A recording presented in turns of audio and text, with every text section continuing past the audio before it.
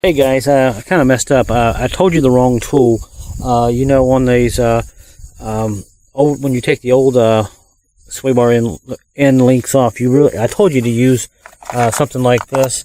This is not the tool you use. You use a Allen socket. It's kind of weird. Actually, this goes inside the over here like this, and that's what actually holds that. I just happen to be using these guys, and that side worked. But when I came over to the passenger side, I realized I told you the wrong tool.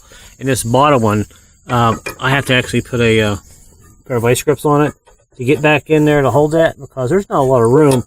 But the top one, you can put a regular ratchet, a socket on it right there, and break it loose. But on the bottom, both sides, I think you can see that there. I don't know. Let's see right there. I just put a pair of vice grips on it and kind of held it. Unless you can get a socket that is not long like that, maybe they make them a little shorter, but these are all real long. I'm not sure what they call those, but I did mess up. So just so you know, glad you watched part 2, huh? Okay, on with the video. There's my grease fittings. They're on. I got them greased. Now I'm going to go ahead and stick this on. Now on this side, you can see right there where my finger is. This piece that bolts on the top of the strut, it's moved a little bit. Let me see that. What I did, I stuck a screwdriver there and just kind of opened that hole back up. There's actually 2 pieces there that bolt has to go through. So don't freak out if you see that's not quite back where it's supposed to be. Now I can take my sway bar end and go ahead and stick it up in there like that. I'm going to have to set the camera down and make sure that hole is opened up a little bit more. Stick my head in there. There you go. It's in. Tap it in there a little bit. Alright, I think you can. I don't know if you saw that or not. But anyway, alright, now it's in. And now the catch-22 is on the newer sway bar ends. See, you don't have this star fitting that goes in there on this one. You have the outside socket. This one has a little star fitting that goes there, and this one is a T30. Let me see if I can see it there in the sun. Yeah, this is a T30, and that is designed to go there to hold that while you tighten that nut up. And now on the bottom, it's ready to go in. Now I want to show you what I was saying about I may have to have a little bit of a pry bar there to help me to put that in that hole. So let me put the camera down and kind of jiggle that in there and put the nut on it, and believe it or not, we'll be almost done. The top bolt here just about tight. I use a deep well on that just to kind of get it on there. But once you put that nut through there, when you take this pressure off of this, like I showed you a few minutes ago, the screwdriver, it actually holds that stud. And you can actually just turn this like that. It tightens it down pretty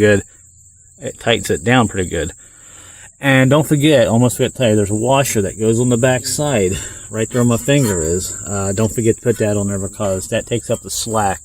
Because in the back, you got 2 pieces that have the hole in it. If you don't get that washer on there, one will go up and down. It'll bounce around. You'll get a little bit of noise.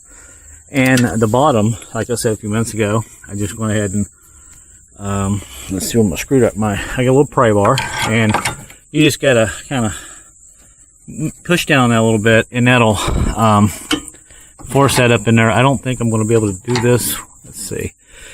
Well, you can see how I'm moving it there. Put my screwdriver. See that? That just helps you line that up, and you can just shove that through. So let me set the camera down. We'll do that. All right, that's on, and don't forget to. Got to put a washer behind there. Make sure you put, if your old ones have washers back there, make sure you see my finger, put the washer back on. Just makes it nice and snug. All I got to do now is tighten this up with the wheel on and go hit the other side, and we'll do the other side real quick. I'm not going to show you every step on the other side, but I'll give you a sneak peek, and that'll pretty much wrap this video up. So I'm glad I got this done today, because I'm a little tired. I just came back from a hurricane chase. Hurricane Hermad or Hermine. So But car ran good all the way down and back. Got 30 some miles a gallon. Amazing. So anyway, let me go ahead and do the other side. This is the passenger side. Back the car in, spun it around, and got that done. Now you can see there's the new sway bar link, and looks like it's on the bottom. Don't forget your washer. And there's a washer up here on top. You got to put on. Now I told you to put a pry bar, push down on this to get that bolt to go through there. On this side, it's just as easy. Just take a jack into the hub and just raise it up a couple inches or an inch, and that will line up, and you can get that bolt right through that eye hole.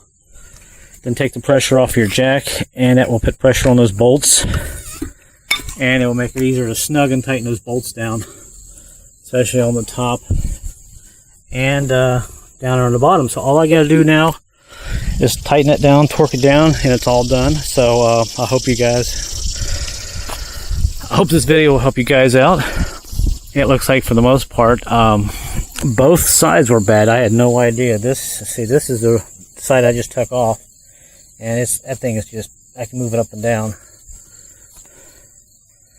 And of course this side, the opposite side was bad too, but you gotta love it. But you know what, Ford took time to put in their right side, bottom, right hand, left side, whatever. They went through all that trouble. If they would have spent 10 cents more and just made it metal, we wouldn't have had to worry about it. But anyway, that's all done. So I hope this will help you guys out. All I gotta do now is put the wheel back on.